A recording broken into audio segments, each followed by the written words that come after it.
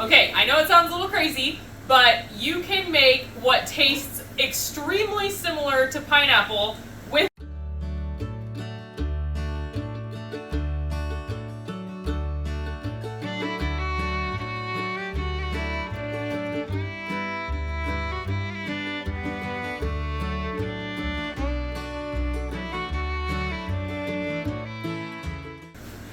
Hello you guys, welcome back to FarmStead. I hope that you are having a wonderful day. Okay, so how many of us that garden have wound up with these on accident, okay? Gigantic zucchini that is not really the goal, but you have to figure out something to do with them, right? You let it sit for 4 days and all of a sudden you have a baseball bat in your garden. Okay, so this year I actually don't, because I'll show you, I'll pop up my squash plants. They are pitiful. We just had a really hard start with them and we tried to bring them back and it just didn't work. We did plant a second crop, which we're hoping will come up and do well, hopefully, praying. But these were given to us by my good friend Becky, and I told her that I was going to use them for a video, so here we are. I'm actually going to use them for 2 videos. This one is going to be zucchini bread, and this one is going to be today's video on zucchini pineapple. Okay, I know it sounds a little crazy, but you can make what tastes extremely similar to pineapple with an overgrown zucchini, okay? So today we are going to be water bath canning. Okay, so let's get started. Okay, so I am going to set the small zucchini aside. That'll be for the next video. And the big guy, make sure that you wash your zucchini before you start. I'm going to cut each of the ends off. That's going to be my chicken bowl, and then we are going to peel it.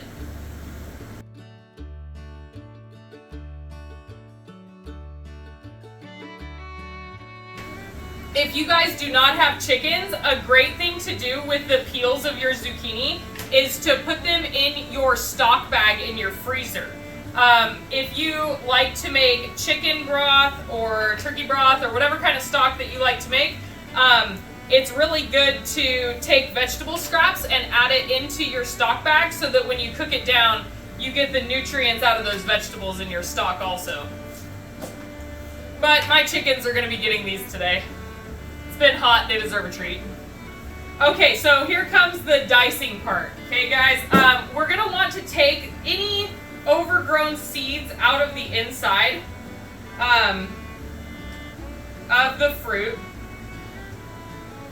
So I was going to chop it like in discs, but I'm actually going to cut it in half.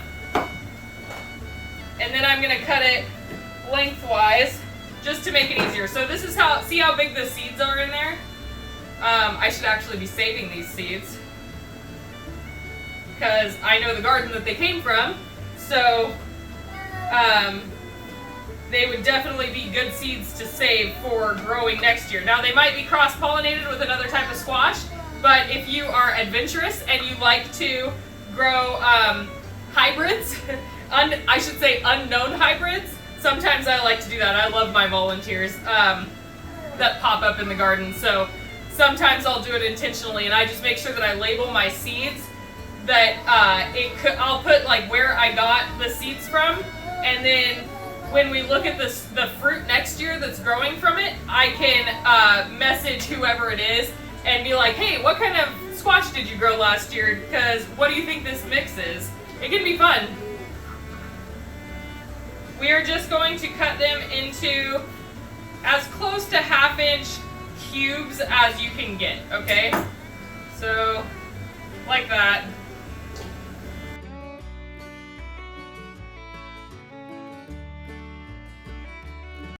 Okay, you guys, so I actually made sure to weigh my zucchini, and it is almost exactly 3 pounds. It's 3 pounds 1 ounce, so I'm not going to worry about that discrepancy. But you do want to make sure that you have the right amount of acid to fruit or vegetable to fruit in this recipe, because zucchini is a non-acidic vegetable. So in order to safely water bath can, you need to have the right amount of acid added into it. Okay, so I have 3 pounds of zucchini, so I'm going to add that into my stock pot. See how I do with the baby? Okay, now we are going to add in 3 cups of granulated sugar,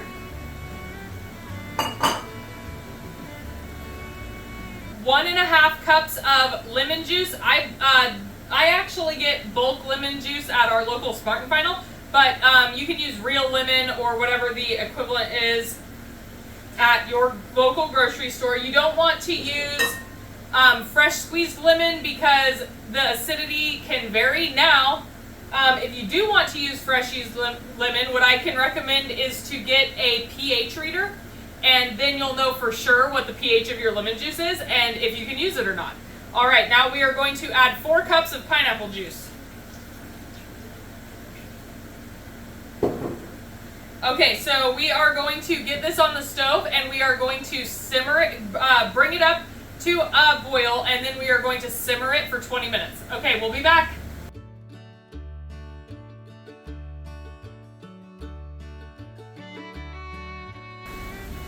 All right, you guys, so our pineapple zucchini is ready to jar up, and we are going to be doing hot packing today. Okay, so remember, we need our product to be hot, our jars to be hot, and our canner to be hot, okay? If one of them is cold, you're going to risk breaking your jars.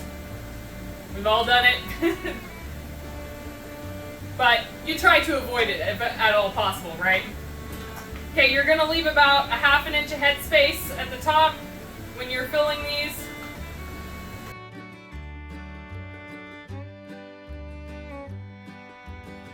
If you have a slotted spoon, it's easier than using your ladle to get the zucchini chunks out of the liquid. Okay, so remember on the inside, if you've watched any of my other canning videos, you will remember that on the inside of your funnel, there's a line right around the middle. That is your 1/2 inch mark, and then the bottom is 1 inch. So if you're filling up to a 1 inch headspace, you'll fill to the bottom, 1/2 inch, you'll fill to that line. If not, you'll just fill to the base of your neck for a 1 inch, or you'll fill to this first ring right here for 1/2 inch. But we are filling to 1/2 inch today. Okay, you guys, so we are actually out of zucchini, but what I'm going to do is I am just going to can this pineapple juice to have on hand to use for, we could use it for we could use it for a simple syrup to do on cakes, or we could use it for mixed drinks. There's a whole bunch of different stuff that we could use it for, and the acid is right that we can it with nothing else in it. We'll just have a couple pints of really sweet pineapple lemon juice on the shelf. All right, that was pretty much perfect. There's like maybe only a 1/4 cup left in there. All right, you guys, so I am going to clean the rings of my jars because they are going to be really sticky. What I like to do is I like to take a clean flour sack towel if I don't have any paper towels, which I don't right now, and I'm going to dip my flour sack towel into the boiling water of my canning pot. Be careful doing that. It can burn you, of course. It is hot. I'm going to shake them a little bit to make sure there's no air bubbles in them.